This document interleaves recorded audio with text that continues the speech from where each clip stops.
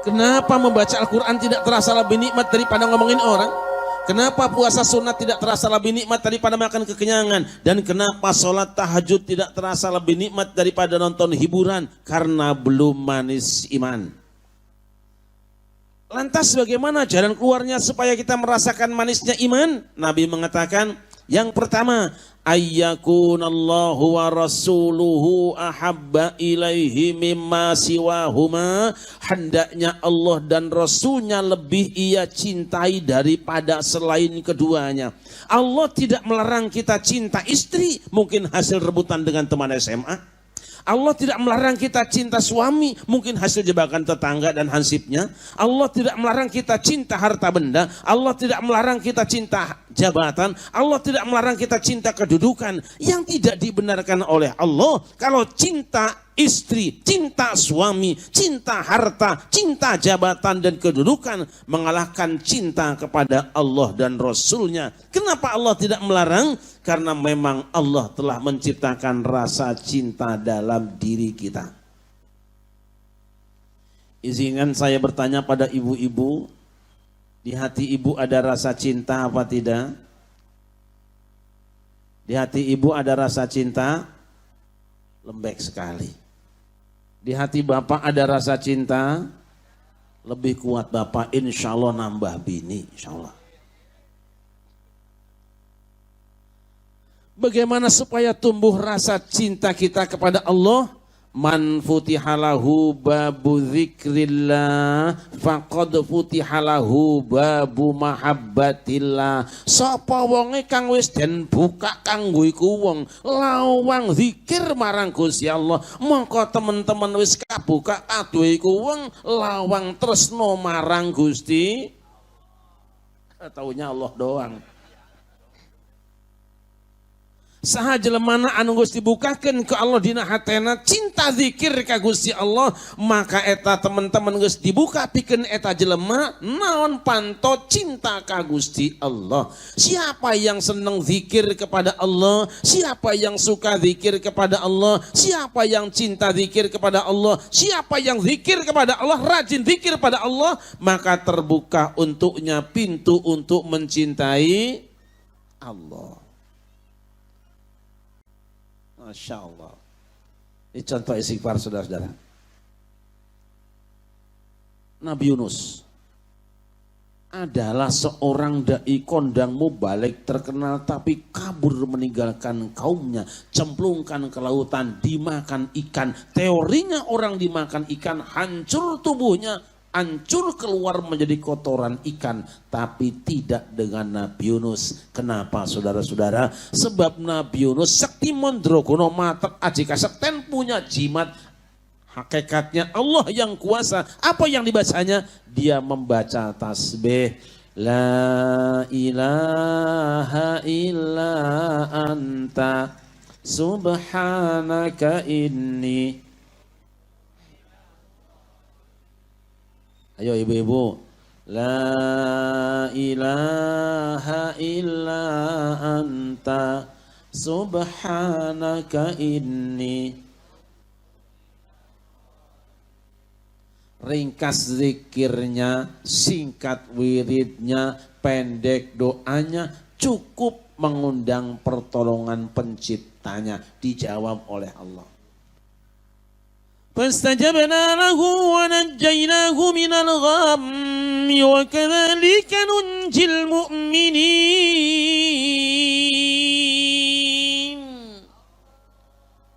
Maka kami perkenankan doa Yunus, kami selamatkan ia dari kegelapan hidupnya. Begitulah kami selamatkan orang-orang yang beriman. Yunus keluar dari perut ikan dalam keadaan segar bugar, sedikit pun tiada ternoda. Mengapa Yunus menjadi sakti? Karena dia membaca tasbih. Falaula innahu kana minal musabbihin lalabisa fi batnihi ila yaumi yub'atsun. Allah mengatakan seandainya Yunus tidak membaca tasbih, sampai hari berbangkit dia berada di perut ikan, ikut hancur dengan hancurnya ikan. Tapi karena membaca tasbih, sakti mandraguna keluar tanpa noda. Para sahabat bertanya, wahai Rasulullah, apakah tasbih ini ampuhnya hanya untuk Yunus saja atau kepada kami semua umat manusia? Teruskan ayatnya, akhir ayat. Wa kadzalika nunjil mu'minin, begitulah kami selamatkan orang-orang yang beriman. Tah jang cek Allah ge, doa teh ampuh untuk semua orang yang beriman, bukan cuma Yunus yang bisa memanfaatkan senjata ini. Siapapun berada di dalam kegelapan hidupnya membaca tasbih Nabi Yunus, dijamin oleh Allah habis gelap terbitlah. Syaratnya apa? Syaratnya iman. Lihat kanjeng Nabi Ibrahim. Nabi Ibrahim itu seorang nabi yang sangat hebat ketika dianggap teroris, ditangkap oleh Namrud, dibakar dalam api yang sangat besar. Teorinya orang yang dibakar api akan hancur tubuhnya, jadi debu terbang di tiup angin. Tapi orang kanjeng Nabi Ibrahim mergo apa? Nganggo klambi ontoseno. Kanjeng Nabi Ibrahim pakai baju ontoseno. Ontoseno itu bahasa Arab cuma dijawakan antaso inuna. Engkau ya Allah yang menjaga membentengi kami. Apa yang dibaca kanjeng Nabi Ibrahim? Hasbunallah wa ni'mal wakil.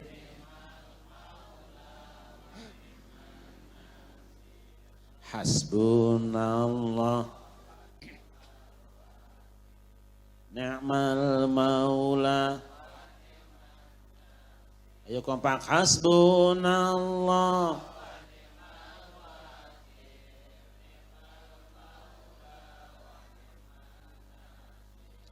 Hasbunallah ni'mal maula. Ini wirid, ini zikir segitu enaknya sama ibu-ibu diganti. Coba. Indung, indung, hujan diudik, anak siapa? Mata melirik. No, kompak banget Pak Indun. Bu, lindung apa Bu? Bu, Bu, lindung apa? Lindung itu belut, pala lindung berarti kepala. Ngapa lu pengajian bayangin pala lindung? Ayo, ini penting. Hamba yang dimuliakan. Ini yang kedua, Nabi Muhammad adalah manusia yang paling mulia nasabnya. Yang ketiga, Nabi Muhammad adalah manusia yang paling sempurna akhlaknya. Kenapa? Memang beliau ditugaskan untuk menyempurnakan akhlak. Yuk. Ya Rasulullah, salamun alaik ya rafi'a sya.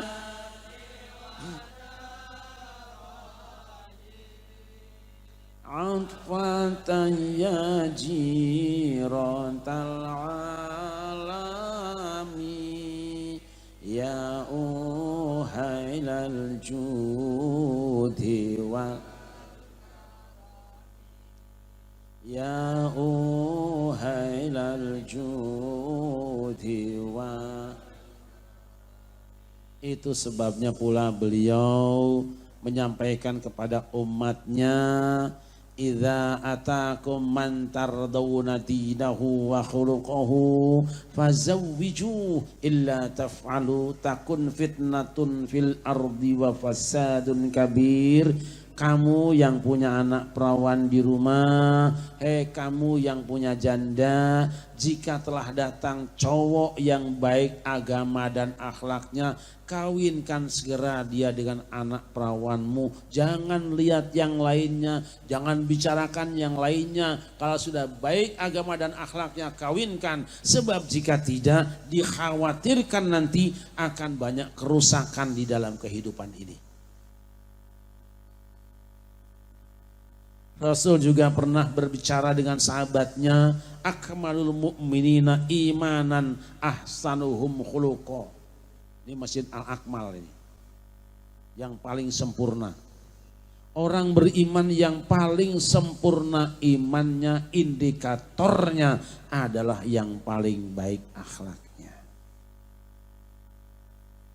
Beliau bertanya dengan sahabatnya, wahai para sahabatku, tahukah kalian semua siapa manusia yang paling aku cintai di dunia ini dan kelak hari kiamat yang paling dekat tempatnya di dalam surga dengan aku? Para sahabat menjawab, Allah wa rasuluhu a'lam. Allah dan Rasulnya lebih tahu. Lalu Nabi bersabda, inna ahabbakum ilayya wa aqrabakum minni majlisan yaumal qiyamah ahsanukum khuluqa. Orang yang paling aku cintai di antara kamu dalam kehidupan ini dan yang kelak paling dekat tempatnya di dalam surga dengan aku adalah orang yang paling baik akhlaknya. Ternyata puncak kemuliaan manusia adalah akhlaknya. Benih biji adalah akidahnya. Syariat adalah pohonnya. Sedangkan akhlak adalah buahnya. Kita tidak akan bertanya seperti apa benihnya. Kita tidak akan bertanya seperti apa pohonnya. Yang kita tanya, buah ini manis, asam atau pahit. Jadilah kita semua buah yang manis-manis. Karena sesungguhnya ini yang akan dikonsumsi di tengah kehidupan umat manusia. Sallu ala Nabi Muhammad. Sallu ala Muhammad. Lihatlah hamba-hamba Allah yang dimuliakan. Kemuliaan Rasulullah dalam akhlaknya sampai diabadikan dalam Al-Quran. Allah yang mengumumkan, wa innaka la'ala khuluqin azim. Muhammad, sungguh akhlakmu sangat agung. Mengapa akhlak beliau sangat agung? Karena akhlak beliau adalah Al-Quranul Karim. Jadi siapa yang ingin melihat seperti apa akhlak Rasulullah dan ingin mencontoh akhlak Rasulullah, usahakan dia membaca Al-Quran setiap saat. Dialah seorang suami teladan, dialah seorang ayah teladan, dialah seorang pengusaha teladan, dia ahli ibadah teladan, dia pula seorang pemimpin teladan. Karena Rasulullah di dalam menghadapi kehidupan ini senantiasa menggunakan Al-Quranul Karim. Hamba Allah yang dimuliakan. Saya akan berikan contoh satu saja untuk Rasulullah sebagai seorang pemimpin keluarga. Mengapa beliau menjadi teladan bagi istri-istrinya?